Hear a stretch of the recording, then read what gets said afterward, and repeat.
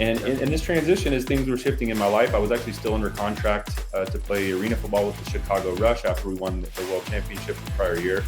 And my obligations shifted and some other things changed in my life. And so in that journey in thought and prayer, I was asking myself, okay, you got to do your dream job. What would be your next dream job?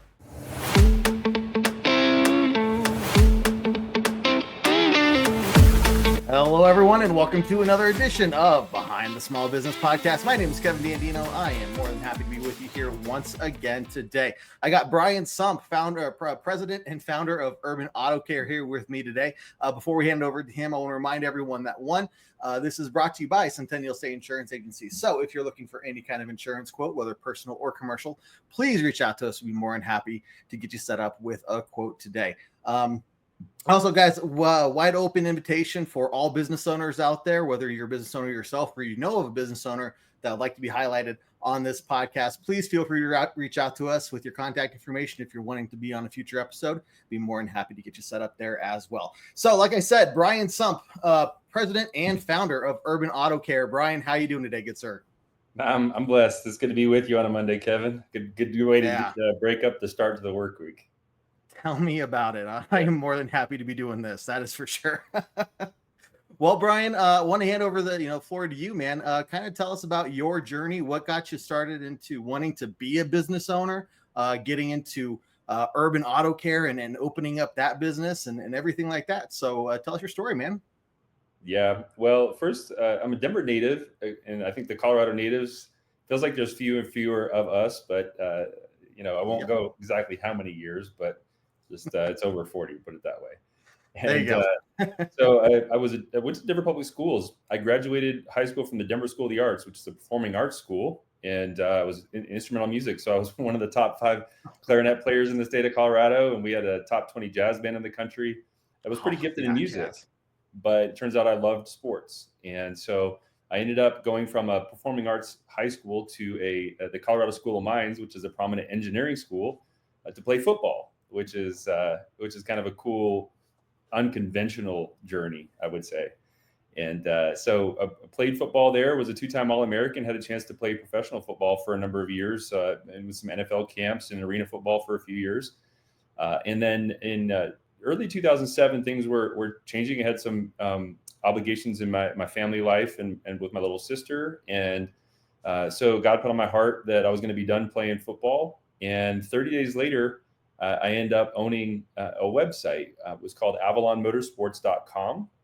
And here I am, an entrepreneur at 26 years old, in a complete transition in life from the sports world into business. So it was a pretty stark adjustment for sure. And there was so much trial by fire, which I know you probably hear from a lot of the business owners you talk to, Kevin, but there's just, I look back on it and I go, how did we make it not knowing what we know today?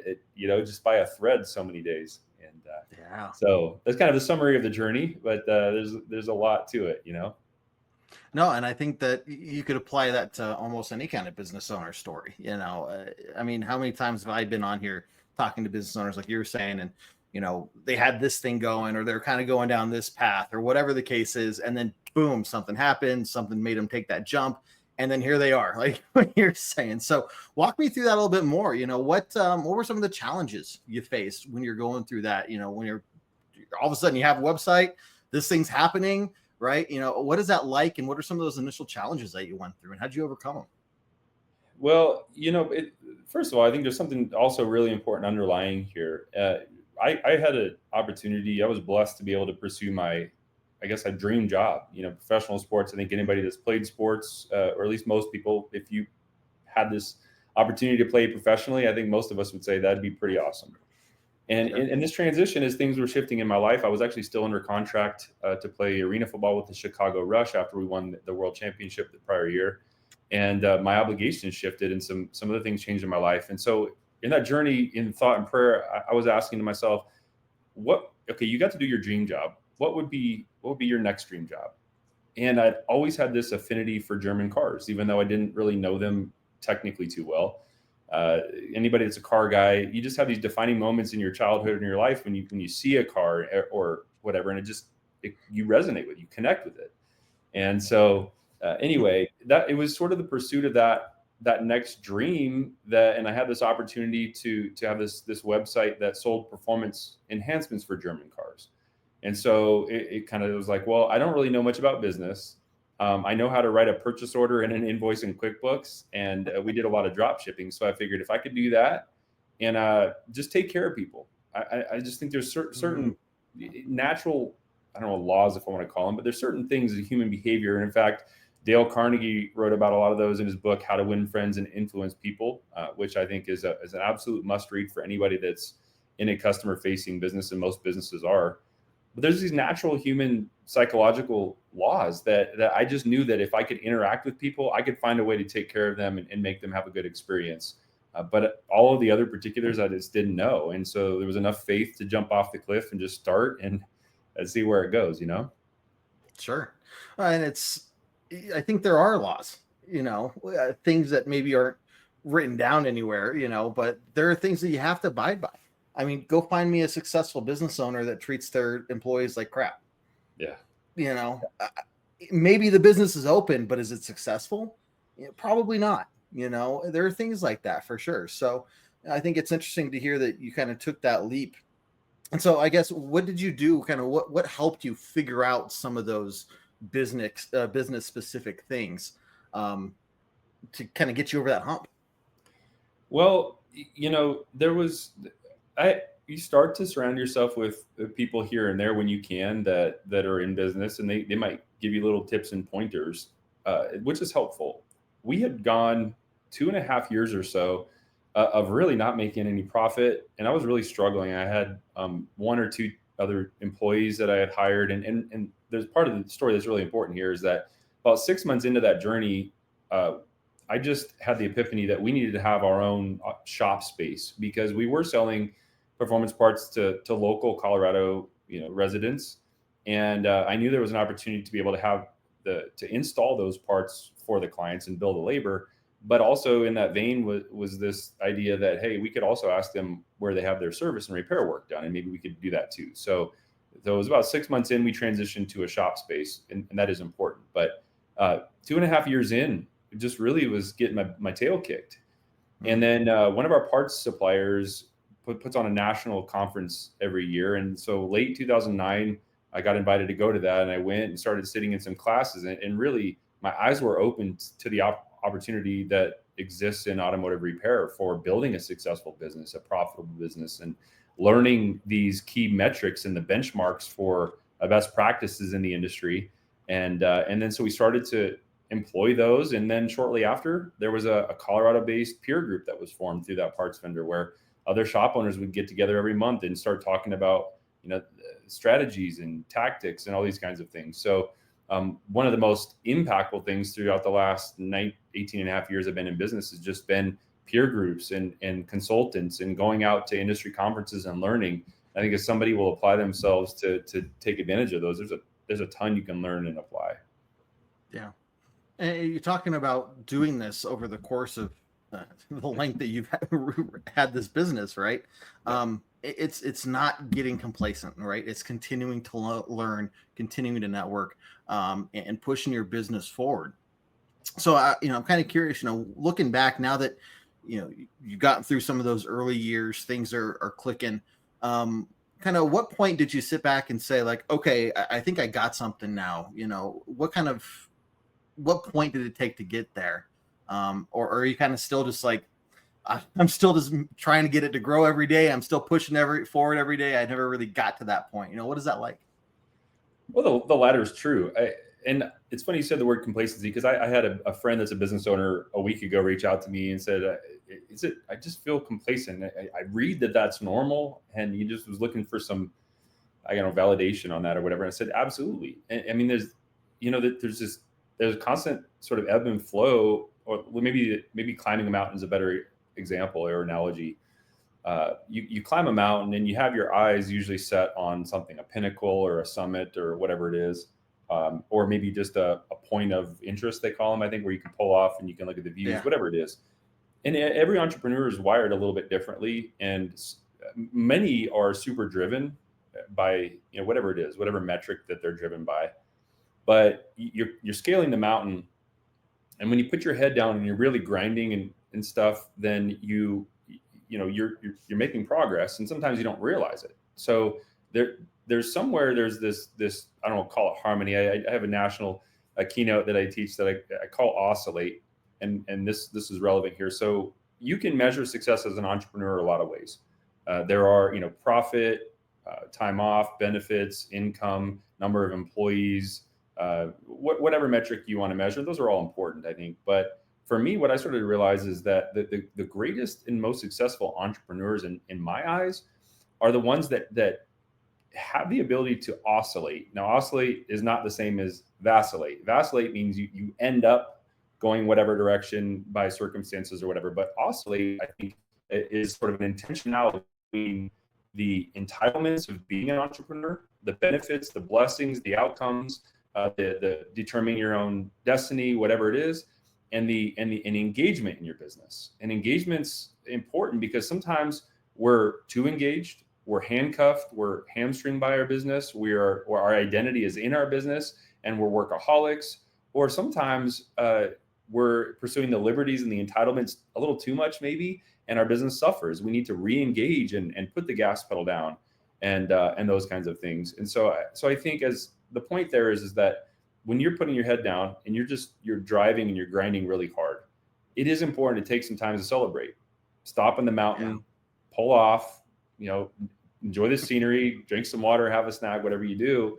But then at some point you got to get back on the path, on the trail, look up and see, okay, where are we going? Where's our next target?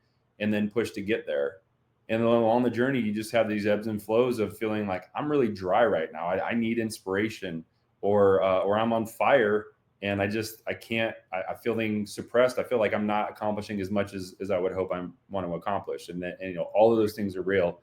And the important word for me is harmony. The definition of harmony is a pleasing arrangement of all the parts, versus balance, which would be some sort of equal and opposite amounts of work in life. I don't know that that's realistic for an entrepreneur, but I think you got to find harmony. No, that makes sense. Hey, you're part of this, idea of keeping going and staying motivated. I think does tie back a lot to you're talking earlier about this kind of being your next dream job, right? Your next dream profession. How do you keep that in your sights as you go through this, time goes by, without it getting stale? I think a lot of business owners or people that want to get into business maybe feel that, after time, is this really something I want to do for the next 10, 15, 20 years and put all this time and effort? Or is this something like it's more of a passion, the project that'll fade over time, right? How do you stay consistent in your dream job there? Yeah, I mean, things evolve over time. If anybody that's read the E-Myth, Michael Gerber, the premise of the book is about a pie maker, a guy that starts a bakery. And the E-Myth, or the entrepreneurial myth, is that you'll start a business and you'll make more money and you'll work less. And for most entrepreneurs, at least in the first few years, the opposite is true. Right. And so I know a lot of, let's use automotive repair, which is our business now. A lot of technicians that have become shop owners and that have gotten sick and tired, that don't ever want to touch a car again, and they've lost their passion. Or even technicians say they're not even owners; they're just techs, and they lose that passion. So, I mean, that's possible. But Kevin, as a business evolves, you start to, at least in my case and many others, you start to find renewed passion and inspiration in other ways, like creative ways to innovate processes. By the feeling that you get when you knock somebody's socks off by the service they receive, the reviews and the feedback. And then growth for us has started to look different. We currently have 7 repair shops in the Denver metro area. And, and that fire and that passion to scale a business, it's an awesome feeling. And to have a proof of concept that really works. And the most logical thing is to go do more of that. So every step in the journey has some other element to it that if you can find it and latch onto it, that feeds the soul. It makes you feel really good and inspired. And then if you're not, you just gotta look around, and you got to read books and listen to stories, maybe Kevin Dandino's podcast, listen to maybe some other stories of that people. might be used for the intro. I don't know. We'll see. inspiration's out there everywhere. I think you gotta come up out of the weeds long enough and go find it and try to renew that zeal or passion some way or another. Yeah. I like the idea of looking outside, because I think, business owners maybe just get so bogged down with all the minutia that they have to do, right? It's tough to look outside. And I think one of the things that, in fact, the way I got in contact with you was from, I'll give them a shout out, our friends over at Hope House, who was on an earlier episode with us. And not just the amazing mission they do, but a lot of the topics I bring up here on the podcast routinely, I try to talk about what employers do or what business owners do to give back to their community. And they said you guys are a big part in helping them out and being a supporter of them. And I think those are little things like that where business owners can say, like, what's my passion? Right? It doesn't have to be necessarily tied to your business, but you can do something with your business outside of it to kind of bring in some of that passion and keep things going. So talk to us a little bit more about that, not just necessarily with Hope House, but how you guys approach giving back to your community. If you want to talk about them, by all means, we could. Yeah, sure. But yeah, just kind of what's your approach to that? Well, first of all, I'm incredibly passionate about Hope House. That is my top nonprofit project. I've been on the board for several years, and I'm just blessed by how that organization functions and is growing and serves marginalized young women and children. So it's a beautiful thing, orphans and widows. That said, one of the most inspiring things for me at this journey is realizing that I have a growing platform of influence. Now, many years ago, probably when I was very early on in business, I was watching a speaker on TV, and I have searched for this quote many times over and cannot figure out who this was that I was watching. But I was watching somebody, and they said this: every person is looking for a platform to realize how great or how significant or impactful they can be. Now, everybody's got different dispositions and demeanors and stuff. So we're going to maybe exercise that differently. Somebody that has no risk profile and is maybe extremely introverted or something, they may not exercise that. But on the other end, there's people that will, stop at nothing and to realize, that feeds the soul to make an impact in people's lives. And as we continue to grow and scale, I've realized that we all of our shops are kind of their own little, they're all one company, but they're like little businesses with their own little teams serving their own communities, schools, neighborhoods, nonprofits in the area. And we've got a bunch of really cool relationships. So for me, it's become a massive part of my why is to continue to not only bring what we believe is a unique business model to transform the automotive industry, an industry that doesn't have the best reputation about it, through the way that we advocate for our clients and promote transparency and things. But it's also how we can impact people through whether we're offering our services to people in need, or it's just being in business will forge relationships with people. That's just a natural byproduct. It's a natural networking mechanism. And so when you leverage that and lean in on that, you just can't help but to make relationships, and things like Hope House and some of the vocational programs that we help mentor and serve in our area. As we all know, skilled labor is at a shortage. And there's several other schools. We partner with a bunch of the schools in the areas to support them and those kinds of things. So community, that's what the village should look like, Yeah. And I like this idea of the village, because I've always, to be honest, I think if I'm remembering correctly, you're the first one on our show here that has multiple locations, much less 7. Right. So I'm kind of curious to get your take on, how you integrate those different locations, how you make sure you keep quality control the same across the board, and make sure employees, in different locations, while each one might have their own little feel to them, their own, how the morale or the leader or the manager is kind of a little different or whatnot, but how do you keep that all the same at the end of the day? Yeah. About a year and a half ago, my director of operations brought up this thought exercise, and he said, okay, Starbucks, let's say, I don't know if this is valid, but there's something like 10,000 retail locations or something like that around the world. How do they ensure that all of the light bulbs are functioning in all 10,000 locations? Fair. I was like, okay, I started to short circuit in my brain and smoke's coming out of my ears. I'm just like, that's a unique kind of, terrifying to think about, but it is a great exercise in scalability. And so I bring that up because it's something that you chose the words exactly, so how do you, a quality control, how do you ensure that you're having a consistent experience? One is drawing inspiration. When you look at Chick-fil-A's, when you look at Discount Tire, an organization that has inspired me and have wanted to emulate Bruce Howley for a long time, the stories I hear about them, 10 or $12 billion privately held scaled company. And I think for the most part, you go to a Discount Tire, you have a pretty decent experience. I mean, at least I've always have. I mean, they're all different, but so it can be done. And that's like the story of Roger Bannister, the first guy, the English guy to run a 4-minute mile in the 1964 or whatever it was. And it had never been done. And then it was done like 2 times or 3 times in the first year after. And then it's been done thousands of times since. So knowing something's possible is a starting point. And from there, it was something I was fearful of for a long time. In fact, I would tell my team, I don't know that I want to keep doing this, because how do we ensure that it's possible?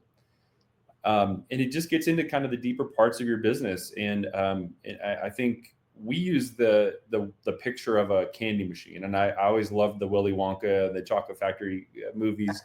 I think there's been 2 or 3 iterations since, but the premise is take a candy machine. Okay, like the one that makes the everlasting gobstopper. That was the prized possession. If you remember, what was the guy's name that? Anyways, he would whisper in their ears. He wanted Smug or whatever. Smug or not Spock. It was something like that. But it'll come to us once we get off the podcast. It'll come back. Of course. But you take the right ingredients, you put them in the machine. The machine's working the right way. Out is going to pop the right looking, right tasting, super sweet piece of candy. And so in our mind, we have boiled it down to these really simple concepts. You get high character, high performing individuals, which happens through recruiting, interviewing, onboarding, and that kind of process. And you get them in this machine doing the right things. So that the processes and the way that you teach and the consistency with which you expect things to happen. And then out should come this byproduct of it. And you're right, it does look different in every location is going to have a little different flair on the culture, a little bit different tendencies based on the people that are there. But the goals are essentially the same. And so we did it with one location. I'm really blessed, Kevin, because my very first employee is now my director of operations almost 18 years later. And it's crazy. And, I teach national seminars on recruiting and retention, all these kinds of things. And I say, look, this is not normal. So don't expect the first person to walk through your door to be the one that's going to carry your organization. It's not normal. But in my case, it's just, and Phil's an amazing individual. He's been a lifelong kind of partner and friend and stuff. So all that to say, like, it was 7 years into the journey in our first location at Avalon Motorsports, which specializes in German imports. We still have that brand today. It was our first shop. And about 6 years in, we started to get national recognition and awards for these unique ways that we were doing things, because I was taking this outsider's mentality, like a consumer-based mentality, merging it with these industry practices I was learning and saying, okay, this makes sense. Let's do that. Or this doesn't make any sense. Why would we do that? And we started melding these practices. So Phil's with me for 7 years. My first technician became a service advisor, became a manager at Avalon. And then we had this opportunity to open up or to acquire another repair shop, which became our first urban Autocare location. And I said, Phil, you want to go open this up? And he goes, well, I don't really know the all makes and models stuff, but I'm sure I can learn it. And so he goes, we acquire that location. He goes and runs it. And I mean, he's breaking company records there that had stand for over 20 years and just lit it on fire. And so that was a huge benefit because, our culture and our ways, I think, what's some of the books that talk about the way, like the company way, and there's all these different elements. He was able to take the way and go do it at Urban. And we did, we had that location for 5 years. And then I'll fast forward a little bit and come back, but I had done some different business ventures in between and got shiny object syndrome, trying to exercise my talents in cybersecurity. And actually we had a gourmet candy company for a while, which was a cool experience. And then through all of that, God put on my heart, said, there's no replacement for your core competency. you guys have been doing this for 11, 12 years. You're doing all this stuff. Why don't you scale it? So anyways, having the right people is paramount. Knowing what your way is and what are the core 2 or 3 things that make you uniquely different, and lean in on those. And then just be able to teach and develop people to do the same thing, and never relent on your standards. There's times where you're going to be caught in this, I don't know, these chains of despair where, what I share to people that I teach is, I say, if you don't believe that high performing individuals exist, that they're out there, and you don't have a recruiting pipeline, you have no option other than to settle for mediocrity. You don't have any other choice. You're just going to settle with what you have, or you're going to just, cripple or crumble. And so I think just being able to believe that high performers exist, and you find one and that inspires you, like, oh, they are out there. And then you find another one and you start stacking your team, and then you just keep leaning in on the way that you do things, and repeat it, and teach people how to do it, and teach other people how to do it. All of a sudden you kind of start to find your stride with it. Yeah. There's so many nuggets that I could pick out of that right there. And we could probably have a show that goes on for a couple hours if we wanted to. One thing that I really wanted to dig in though, before we start wrapping up, is the idea of taking the consumer mindset and applying it to industry practices. And I think that's a really good way to keep things fresh, because the way I understand it, you're looking at what the consumers are looking at right now, what they're wanting, what they're trying to get, and comparing it to what the industry practices. So kind of any other advice or digging into that topic a little bit more that could be applied to other business owners that are looking to maybe freshen up their business, or just liven things up again, and keep things moving in the right direction? Yeah, I would say that I would really encourage business owners to lean into marketing. Marketing is kind of a scary thing for a lot of us, and I understand why, because a lot of us don't know what to do, or we go based on what we've seen or known, and most of the time that's not the best idea. But when you lean in impressing in marketing, I was part of a local marketing mastermind group, some of the best marketers in the area for several years. Another example of a peer group that has been instrumental for me.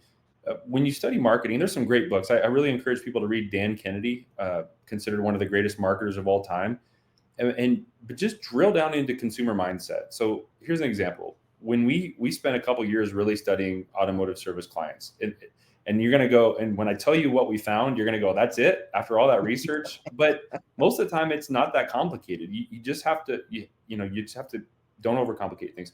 Here's what automotive repair clients want. They don't want to come see you, and they don't want to get ripped off when they do. It's pretty simple. And I would guess for most service-based businesses, there's some elements of that. What I learned in marketing is the three of the worst words you can say is trust, quality, and convenience. They mean absolutely nothing to consumers. They're just buzzwords.